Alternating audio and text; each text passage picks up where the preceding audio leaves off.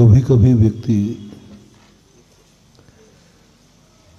किम कर्तव्य विमूढ़ हो जाता है जब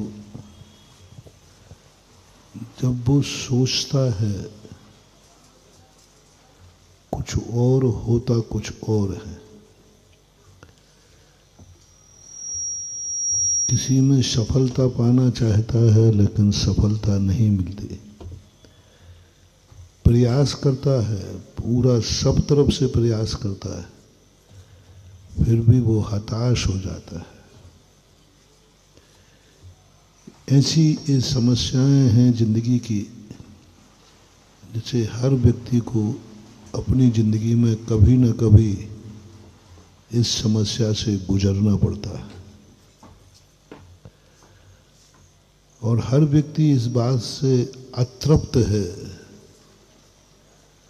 अधूरा है। हर व्यक्ति के मन में कोई एक ऐसी महत्वाकांक्षा छुपी हुई है जिसको वो आज तक पूरा नहीं कर पाया। करना चाह रहा है लेकिन कर नहीं पा रहा। हो सकता है आप नहीं, उसमें मैं भी शामिल हूं। मैं भी अभी अधूरा हूं, अतृप्त हूं। मैं जो चाहता हूं वो नहीं हो पा रहा है। क्यों नहीं हो पा रहा है? क्या पुरुषार्थ में कमी है? नहीं। क्या भावना में कमी है? नहीं। लेकिन उसके लिए जो तैयारी चाहिए थी वो तैयारी हमने नहीं की। परीक्षा देने वाला विद्यार्थी, पेपर कोई आउट ऑफ कोर्स नहीं आया है, पेपर कोई कठिन नहीं है। यदि कठिन होता तो क्लास में कोई विद्यार्थी ऐसा भी है जिसको पेपर सरल लग रहा है। ऐसे विद्यार्थी भी हैं जिनको पेपर बहुत कठिन लग रहा है। जब एक ही क्लास के दोनों विद्यार्थी हैं तो एक को कठिन एक को सरल क्यों लग रहा है? एक पास और एक फेल क्यों हो रहा है? एक के नंबर ज़्यादा एक के कम क्यों आ रहे हैं? पढ़ाने वाला टीचर भी एक है, पढ़ने वाली किताब भी एक है और सभी लोग पास होने के लिए ही पढ़ रहे हैं। भावना भी सबकी एक है पर नंबर एक नहीं है, विचारनी प्रश्न ये है। ऐसे लोग भी हैं जिनको जो कहते हैं पेपर में लिखा रहता है कि 10 में से 5 क्वेश्चन हल कीजिए। गुरु जब ये चुनौती तुम्हें देता है तो कुछ बच्चों को अच्छा लगता है, कुछ ये सोचते हैं कि शायद 20 में से 5 कर देते।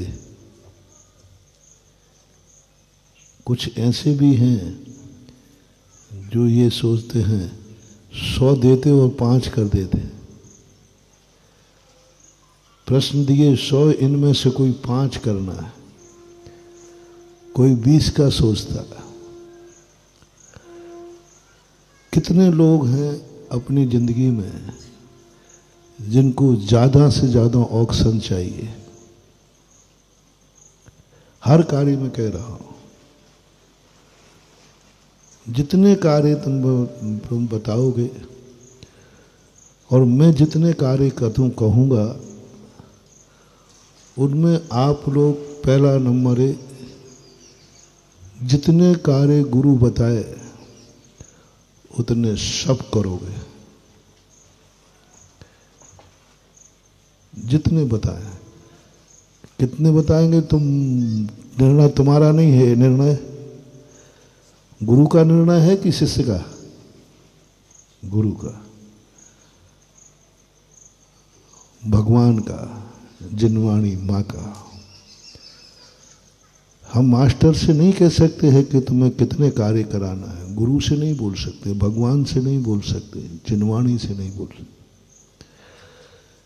सबसे बड़ा मोटिवेशन है सारे जगत के लिए, जो तुम्हारे पूज्य हों, माँ बाप से लेकर गुरु तक, भगवान तक, पहली एक प्रतिज्ञा कर लेना, कभी उनको अपनी इच्छानुसार नहीं चलाना।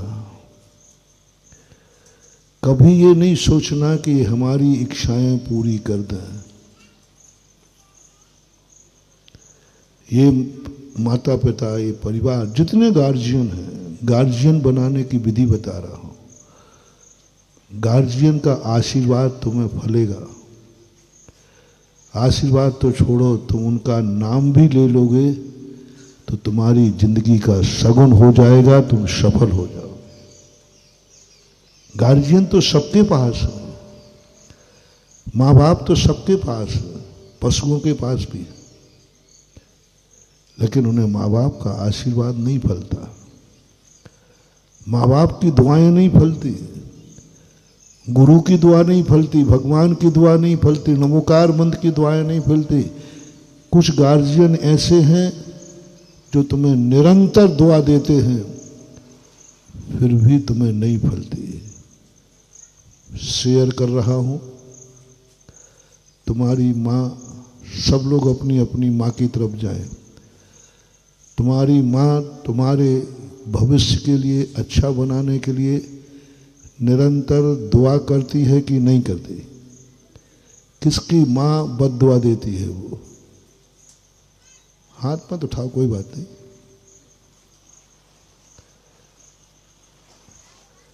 साड़ौरा में किसकी माँ अपने बेटे को बद्दुआ देती है? नाम मत बताओ। अध्यक्ष जी, इशारे से बता दो, परसेंटेज बता दो। यदि किसी की माँ साड़ौरा में बद्दुआ देती होती ना, तो मेरा आना साड़ौरा होता ही नहीं। अभी तो इतना है,